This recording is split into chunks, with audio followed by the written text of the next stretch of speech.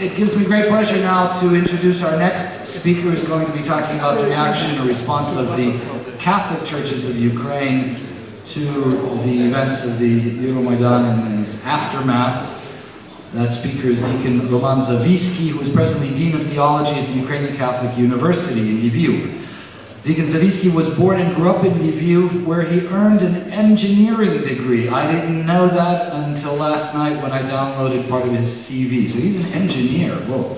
After graduating from the Lviv Theological Academy, which is of course the precursor of the Ukrainian Catholic University, in 1999, Zaviyskyy earned a master's degree and licentiate at the Catholic University of Leuven in Belgium. He then taught theology at the Ukrainian Catholic University, and in 2005 he started doctoral studies at Oxford University. In July 2011, Father Zaviyskyy, take note here, Father Zaviyskyy became the first Ukrainian citizen to defend a doctoral dissertation in theology at Oxford University. That deserves a round of applause. And how do you like this? The external reader for his dissertation on Bulgakov was none other than the Archbishop of Canterbury, Dr. Rowan Williams. And what's very interesting, I learned this at the time of the defense, was that the Archbishop of Canterbury is much bigger than Oxford University. So whenever he has to serve in the capacity of external reader at Oxford, Oxford is required to come to him. He doesn't go to Oxford. So Father Roman's dissertation defense actually took place at Lambeth Palace because the Archbishop of Canterbury stays in his palace. They come to him. So without further ado, please welcome Deacon Roman Zaviyskyy.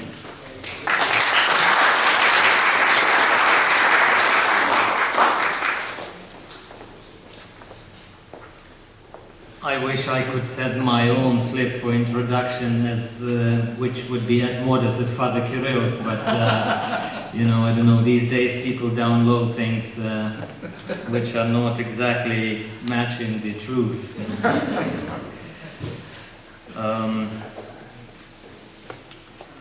I would like not only to thank Father Peter Galadza for this generous invitation to come and speak at this conference, but also to thank the Metropolitan Andrey Sheptytsky Institute of Eastern Christian Studies for their continuing support that they provide for our institution, Ukrainian Catholic University, back in Ukraine. I don't know if you ever come across it's a newly published book in Ukraine called Maidan и Церква, the Maidan and the Church, which is a collection of first of all, documents, various statements of various religious organizations and communities in the context of the Maidan, and also the attempt at reflection and the analysis of the events of the Maidan and its aftermath. So in my presentation, I wanted to focus on a couple of responses, particularly those coming from the both Catholic communities of Ukraine, Greek-Catholic and Roman Catholic. Maidan started as a protest about membership in the European Union, but it evolved into a stand against all the harm that comes from the regime serving itself and not the public. From the very beginning, in November 2013, church leaders of both Catholic communities, Roman Catholic and Greek Catholic, insisted that the government must listen to the voice of the people, that violence should be stopped and an artificial division of people be avoided, and that dialogue is the only way out. The 5 million strong Greek Catholic Church has been a significant pro-democracy force in Ukraine. Its head, His Beatitude, Sviatoslav Shevchuk, maintains that his church is now trying to help Ukrainians to build a new society. We are trying to foster freedom in our faithful. Catholic leadership has worked within the country's established ecumenical structures to forge a unified religious voice for a Ukraine that needs to rebuild itself and to get rid of corruption. Both Catholic communities in Ukraine have been a voice for a national moral renewal and reconciliation. Its priests and laity have risked their lives to help men and women of all denominations, fostering freedom among their faithful. After 20 years of the independence and openness to the outside world, Ukrainians began dropping their fear. They were claiming their human and God-given dignity, as we saw from the presentation. So this is the essence of the Maidan, the pilgrimage from fear to dignity. The life of the Ukrainian Greek-Catholic Church 30 years ago was seen as hopeless.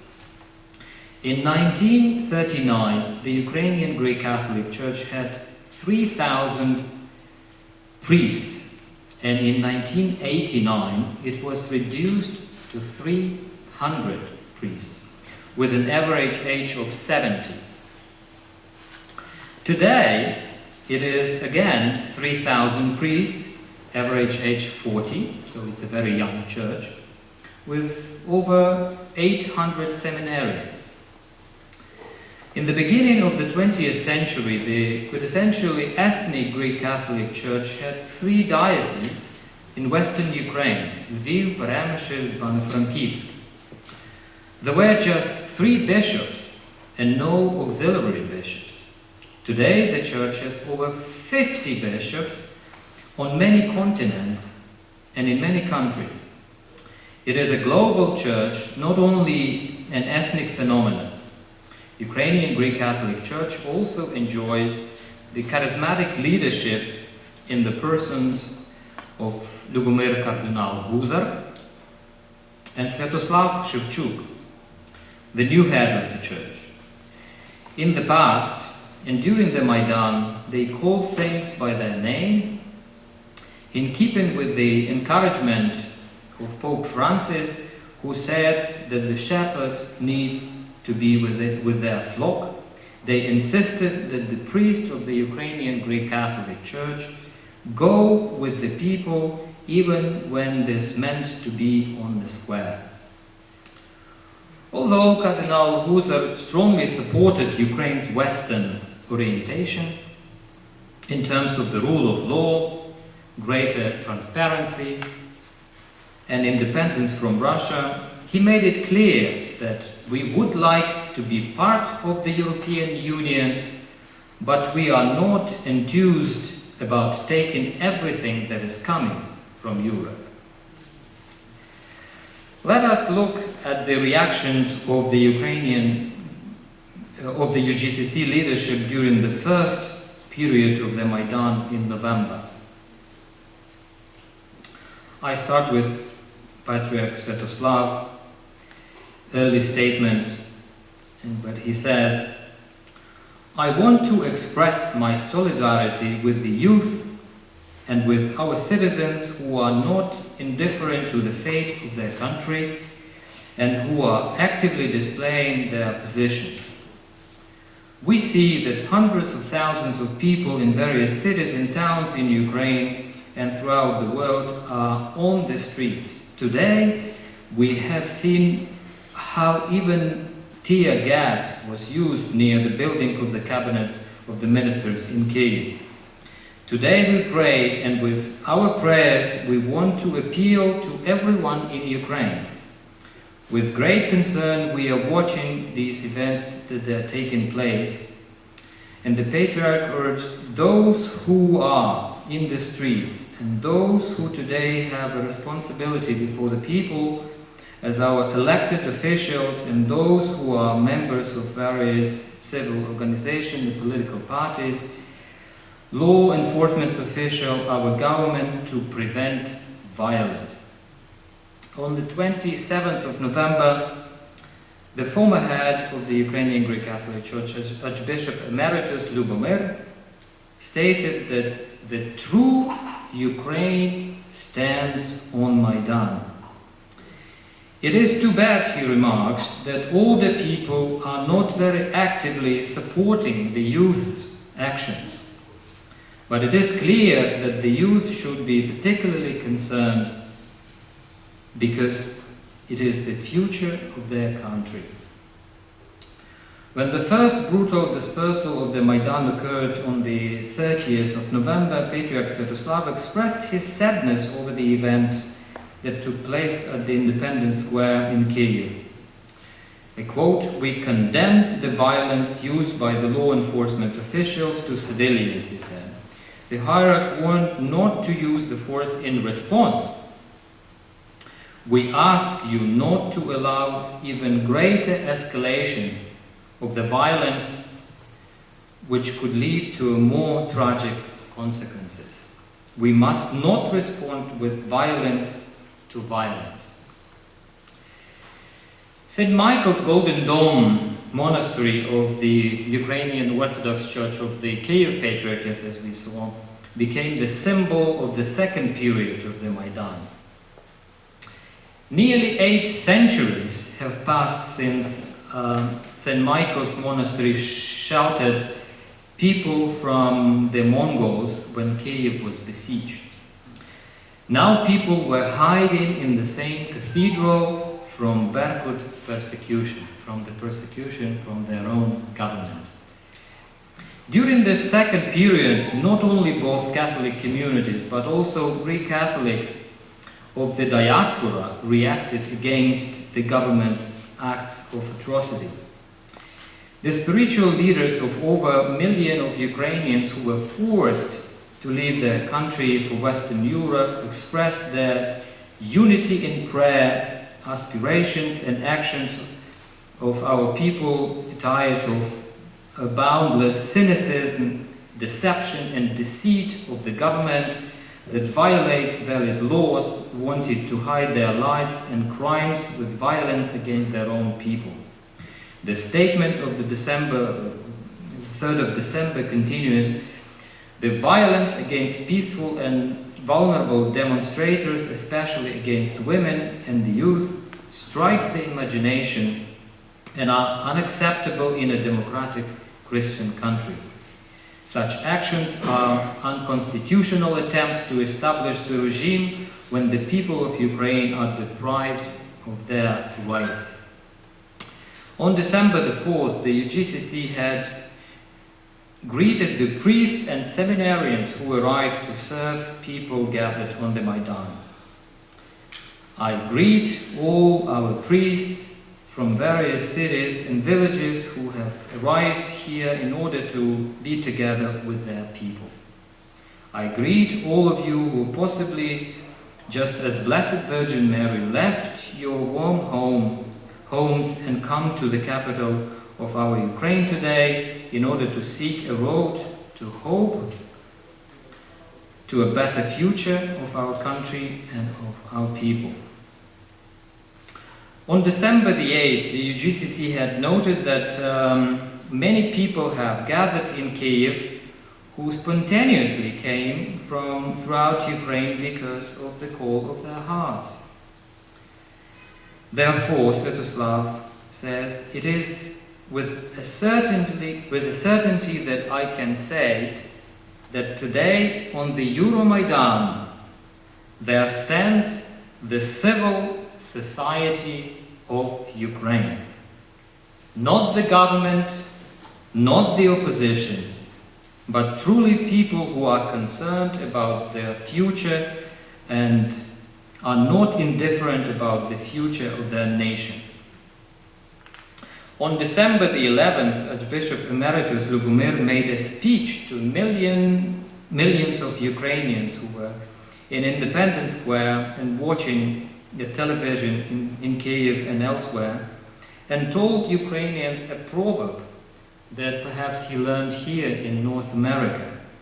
He said, "Work as if everything depends on you, and pray to the Lord as if everything depends on Him."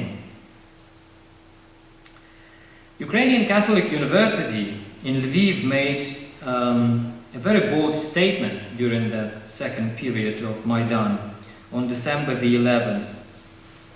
It produced an act of civil disobedience, and the statement reads, "The Society of the Ukrainian Catholic University announces its support for the civil disobedience against the President and his government and stands with the people of the EuroMaidan. We seek the immediate resignation of the current government, the formation of the interim government, and the declaration of the early elections to create a new government with a fresh mandate from the people of Ukraine.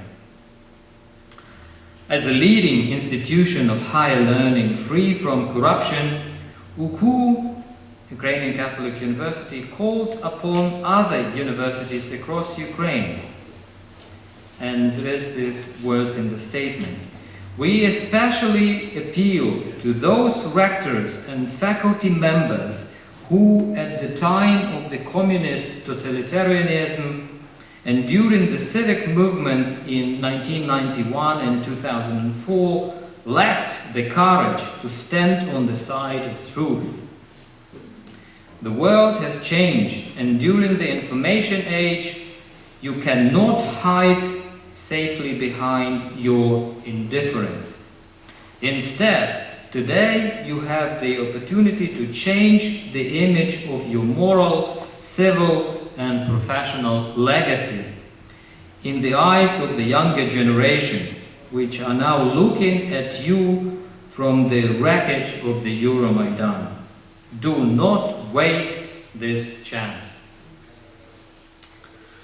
The third period of the Maidan was marked by the unprecedented event since Ukrainian independence, and this was the government threatened to terminate the registration of the Ukrainian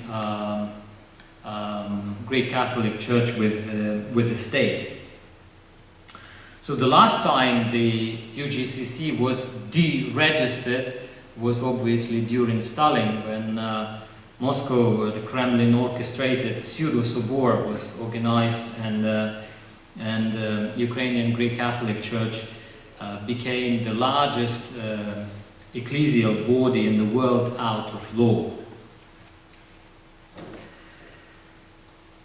Patriarch Sviatoslav on the 13th January published and commented on the letter from the Ministry of Culture of Ukraine on the possible termination based on the activity on the Independence Square. According to the ministry, the UGCC violated the requirements of the law on freedom on conscience and religious organizations holding religious activities on the Maidan in December 2013 and the beginning of the next year.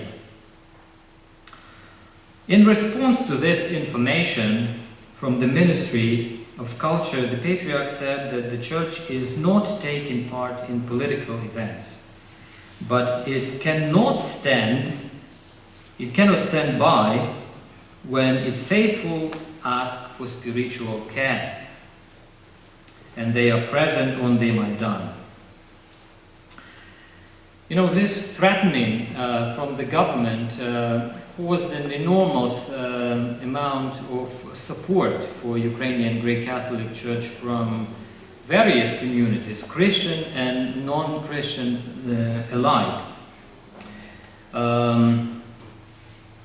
There was even a Lutheran pastor who publicly stated that if this is a new persecution of the Ukrainian Greek Catholic Church, please consider myself a Greek Catholic.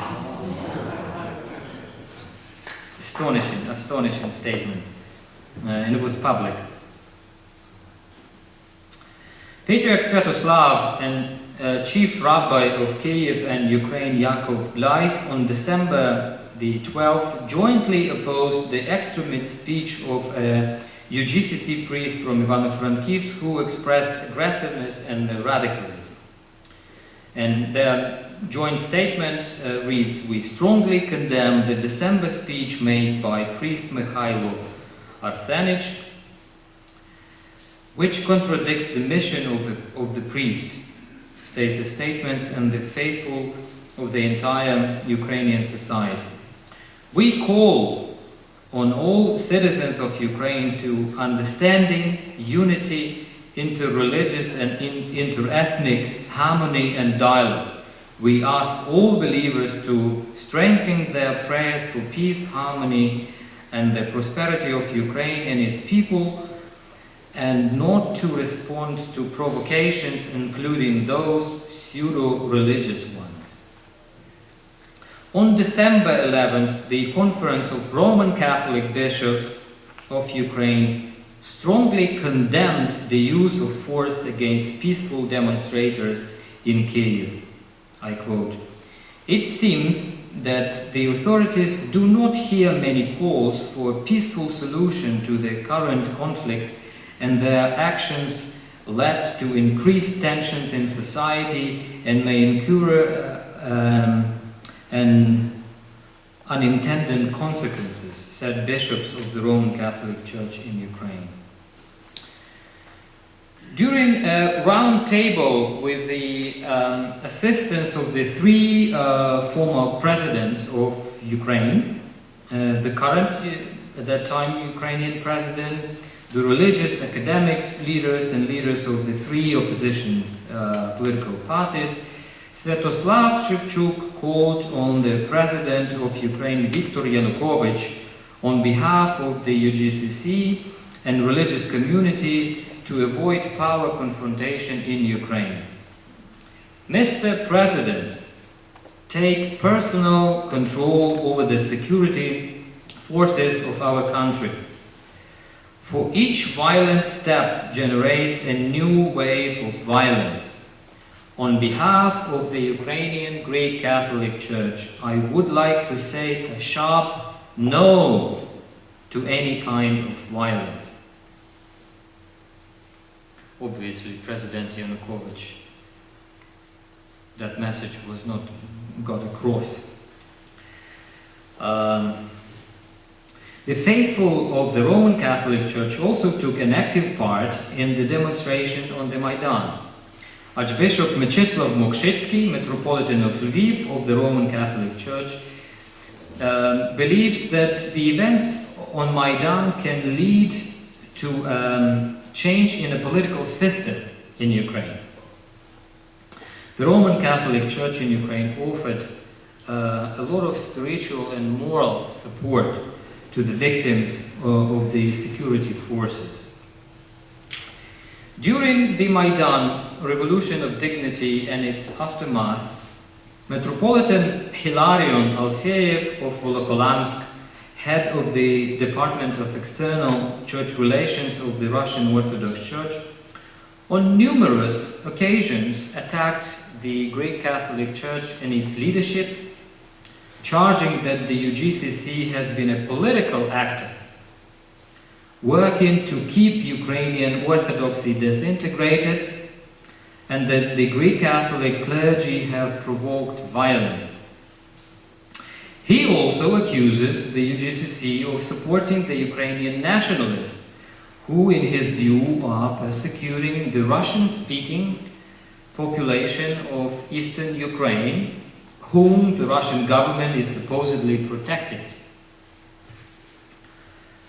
I would suggest that these charges can only be properly understood in light of Russian foreign policy.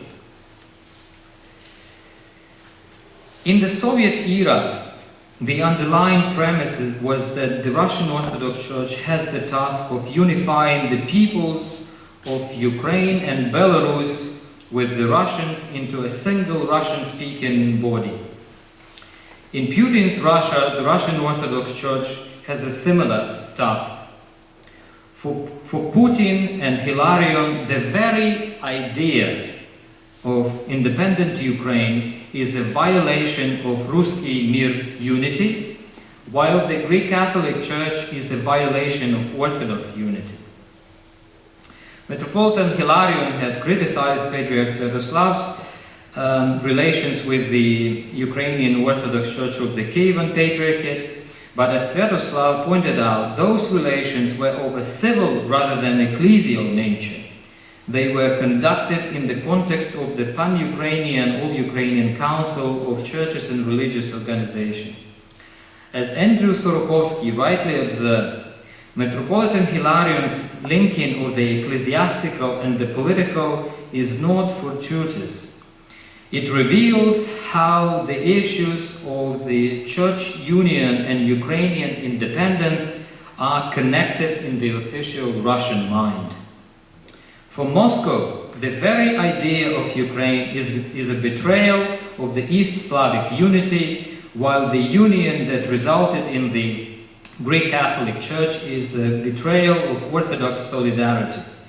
The underlying premise is that Moscow is the arbiter and the guarantor of both, as the capital of both a single Russian church and a single Russian world. Ukraine and its Greek-Catholic Church challenges this conception. Ukraine as a nation presupposes ethnic, cultural, and national pluralism in a world where unity is enriched, not threatened by diversity. The UGCC presupposes religious freedom where different paths to the unity of Christians may legitimately be pursued. In pursued unity, the Kievan Metropolitanate of 1596 chose to join with Rome. The Moscow Patriarchate chose to oppose this union. Today, this opposition of orientation is mirrored in Ukraine's choice to join Europe and Moscow's decision to reject it. The United UGCC, as part of the Universal Catholic Church, respects the Orthodox churches and their canons. Hence, Patriarch Sviatoslav's words about the canonicity of the Ukrainian Orthodox Church of Moscow Patriarchate. The Moscow Patriarchate, on the other hand, declines to respect the Catholic Church and its internal order, denouncing the Ukrainian Greek-Catholic Church as an illegitimate body and even seeking to turn Latin Rite Catholics against it. Commenting on the recent speech by Metropolitan Hilarion Alfeyev at the Synod of Bishops in Rome, Sviatoslav said that these three provocations package committed at the highest forum of the Catholic Church ended in an absolute fiasco. What was the audience's response? Extremely negative. Later on, I was approached by representatives of all the episcopal conferences who were expressing great solidarity with our church and Ukraine. Just 10 days ago, on 4th of November, Russia celebrated a so-called National Unity Day. As it has every year since 2005, when President Vladimir Putin introduced it, along with his famous speech to the Federal Assembly of the Russian Federation, where Putin reflected on the major geopolitical disaster of the Soviet collapse. So in Putin's mind, the greatest geopolitical disaster was the collapse of the Soviet Union. And every year, coverage of the holiday focuses on the fact that most Russians don't actually know what is it they are celebrating. Only 8% of Russians correctly identified the holiday. Victoria Smolkin, in her recent article, explains why National Unity Day holds little significance for many Russians, and it matters a great deal to Vladimir Putin, and at the same time, the very name masks Russian anxiety about disintegration. National Unity Day marks the expulsion of Poles in 1612 that brought an end to the so-called time of troubles in Russian history. And in the end, it was the threat of being converted to Roman Catholicism and ruled by a Polish king that unified the people, led by the merchant Maidan and Pożarski, who saved Russia. For most, National Unity Day is the latest failure in the effort to come up with a compelling national idea to fill the ideological gap that opened up after the collapse of the Soviet Union. While Russia presents itself as a very old, it is worth remembering that as a nation state it is actually very new. Russia only became a modern nation state in 1991, and in the absence of the national history, statehood and power are the central pillars of Putin's ideology. Putin has been quoted as saying that Ukraine is not a real state. However, as Victoria Smolkin argues, if Ukraine is a nation without a real state, Russia is a state without a real nation. A failed empire still struggling towards a national idea. And now I come to a concluding remarks. The revolution of dignity in Ukraine stemmed from basic Christian and human values. It is perhaps the first time in postmodern history of European nations that Europeans with a European flag have died for European values. Values which are by many and quite often are taken for granted in the European Union nowadays. Along with other churches and religious communities, the Greek Catholic Church and the Roman Catholic Church in Ukraine advanced four main principles.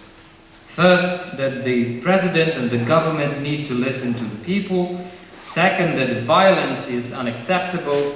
Third, that talk, rhetoric, and action to divide people is inadmissible. And a fourth, that dialogue is the only way out. The events of the Maidan have shown that the Greek Catholic Church is no longer just a Western Ukrainian phenomenon. It is nationwide, with a center in Kiev and with an important vocation of forging civil society across Ukraine.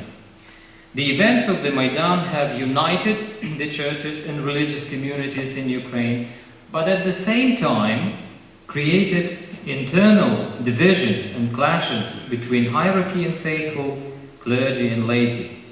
This was the case with some Orthodox and Protestant communities, particularly Adventists, Jehovah's Witnesses, and some Muslim communities. The courageous position of both Catholic communities in light of the Catholic social teaching in some ways was also a signal to other churches which developed an increasingly articulate position regarding the injustices in Ukraine. What then followed was the joint stance of not only the Christian churches but also the non-Christian communities. And another conclusion, and that echoes Father Kirill's remarks, that what I would say ecumenism from below was stronger than ecumenism from above. So the unity of the Christians on the Maidan was prophetic and ran ahead of the unity of the churches. It remains to be seen how this is to translate into the further ecumenical activities and the function of the All-Ukrainian Council of Churches and Religious Organization. And I'm sure that the initiative that was undertaken in Rivne is perhaps one sign of that ecumenism from below. And it's a very important sign. But anyway, a whole young generation has been inspired, particularly by the martyrdom and sacrificial love of their fellow Ukrainians, regardless of their denominational and language preferences. In the past, the churches were trying to accommodate themselves in the church-state modality. Father Kirill gave a very exhaustive exposition of that approach. During the Maidan, there was a shift from the church-state paradigm to a church-society-oriented existence. In this regard, the role of the social teaching will be increasingly important. And I think the churches of the Kievan Baptist, Orthodox and Catholic should come up with more comprehensive social teaching for the people. Now to the challenges. I think that the churches in Ukraine have to find ways to demonstrate to the West that what even many Catholics believe is wrong, and that is that President Putin of Russia is defending traditional Christian values, pro-life, pro-family, etc. Putin has no concern for these at home. His concern is power, and he successfully sells this rhetoric of traditional Christian values to his Western customers.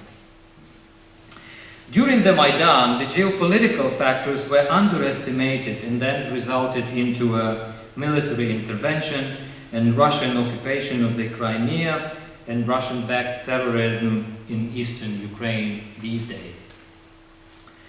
And precisely those churches which during the Maidan forged themselves into a pro-democracy force have become persecuted in the newly occupied Crimea. But the long-standing myth about the brotherly Slavic peoples united by the same faith collapsed when the Muslims offered their mosques for the Greek Catholics and the Orthodox of the Kiev Patriarchate who were deprived of their churches by their fellow Orthodox. Thank you.